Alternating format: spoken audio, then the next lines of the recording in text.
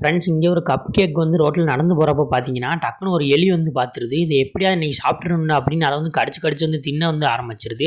இந்த செய்தி வந்து பார்த்தீங்கன்னா அங்கே இருக்க ராணிக்கு வந்து போகுது. அந்த ராணி வந்து என்ன பண்ணுறாங்கன்னா எல்லா அமைச்சர்களையும் கூப்பிட்டு ஏதாவது ஒரு ஐடியா பண்ணி இதை நிறுத்துங்கடா அப்படின்னு வந்து சொல்கிறாங்க. அப்போது ஒரு அமைச்சர் வந்து சொல்கிறாரு, எலிகளோட கழுத்தில் வந்து மணியில் வந்து தொங்க விட்டா அது வரதை கண்டுபிடிச்சிடலாம் அப்படின்னு. ராணி வந்து அப்போ நீங்களே போய் மணியை மாட்டி விடுங்கன்னு சொன்னால் அந்த எலி வந்து இவரே வந்து துரத்த ஆரம்பிச்சிருது. இன்னொரு அமைச்சர் என்ன சொல்கிறாருன்னா, எலிகளுக்கு பூனைகளை பார்த்தா பயம். ஸோ நம்ம பூனைக்கிட்ட போய் ஹெல்ப் கேட்கலாம் அப்படின்னு வந்து ஐடியா வந்து கொடுக்குறாரு. இதை பார்த்துட்டு இருக்கவங்களுக்கு ஐஸ்கிரீம் சாப்பிட்றது பிடிக்கும்னா மறக்காமல் நம்ம சேனலை சப்ஸ்கிரைப் பண்ணிங்க. பார்த்தா பூனை வந்து இந்த அமைச்சரை வந்து விரட்ட ஆரம்பிச்சிருது. இப்போ இவங்களுக்கு ரொம்ப பயமாயிருச்சு. இதுக்கெல்லாம் காரணம் யாருன்னு பார்த்தா ஒரு பார்பர் ஷாப் ஓனர் தான். அவரை வந்து கண்டுபிடிச்சிடுறாங்க. இவர் தான் வந்து எல்லாரும் வந்து அழகழகாக மாற்றி விடுறாரு. அதனால தான் வந்து எலிகள் வந்து விரட்ட ஆரம்பிக்குது அப்படின்னு வந்து சொல்கிறாங்க. அப்போ இவர் என்ன பண்ணுறாருனா, நானே ஒரு ஐடியா சொல்கிறேன், அதை வச்சு வந்து நம்ம வந்து எலிகளை வந்து விரட்டிடலாம் அப்படின்னு என்ன பண்ணுறாருனா, அந்த கப் கேக்கோட தலையெல்லாம் வந்து பூனை மாதிரி வந்து டிசைன் பண்ணி விட்டுறேன் அப்படின்னு வந்து சொல்கிறாரு. எல்லாருக்கும் வந்து பூனை மாதிரி டிசைன் பண்ணி வந்து விட்டுறாரு.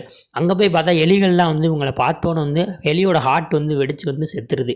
இவ்வளோ அழகாக இருக்காங்களே இந்த கப் கேக்லாம் அப்படின்னு பார்த்து இவங்களாம் என்ன நினச்சிக்கிறாங்கன்னா, நம்மளை பார்த்து பயந்து தான் வந்து எலி செத்துருச்சு போல அப்படின்னு வந்து இந்த கப் கேக்லாம் வந்து நினச்சிக்கிறாங்க. இந்த மொமெண்ட் வந்து இவங்க ஞாபகம் வச்சுக்கிறதுக்காக அதை அப்படியே வந்து ஃபோட்டோ ஃப்ரேம் போட்டு வந்து மாட்டி வச்சிடுறாங்க.